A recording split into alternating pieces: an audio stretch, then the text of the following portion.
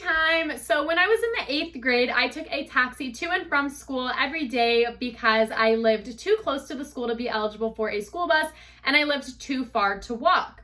I shared this taxi with another girl that went to my school, so throughout the year we became kind of close.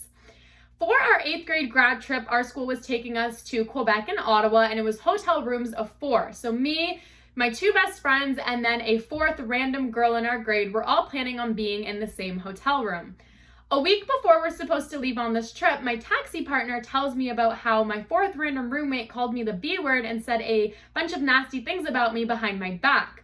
Obviously, this made me really upset, and I told my best friend, who encouraged me to tell the teacher responsible for the hotel rooms. And at first I was very hesitant because, first of all, I'm not a snitch. Second of all, that teacher didn't like me. And third of all, that teacher made it very clear that the rooms were final. Eventually, I caved in, and me and my best friend went to go tell this teacher what happened. And while I'm telling her what happened, I actually break down into tears. But she ends up feeling very sympathetic towards me and showing a lot of compassion. And she says that she's happy I told her and that she's going to get to the bottom of it and see what she can do.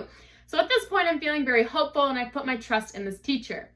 Then the next day, me and my best friend get called down to the office by the teacher of the 4th random roommate. And then she takes us up to her classroom where she has 2 seats waiting for us. So we sit down and she's sitting across from us, and she says, "I would like to hear your side of the story." So we tell her exactly what we told the other teacher about how that girl called me the B word and said other nasty things about me, and how we know all of this because my taxi partner told me and she has no reason to lie about it. When we're finished telling her our side of the story, she looks at us and says, "I know you're lying and I don't believe a word you just said." In that moment, I was so dumbfounded and I had no idea what was going on, but I listened to what she said next, which was, "I am going to tell you guys what I know and what I believe to be true." She proceeds to tell us that she thinks we made up this entire story so that we didn't have to be in a room with that 4th random girl. And I was so confused and so dumbfounded, and I didn't understand why she was saying this. So I told her, "If you don't believe us, then ask my taxi partner. She can confirm that this girl said these things." And then she tells me, "I already talked to your taxi partner, and she told me that she never told you that that 4th girl said those things about you."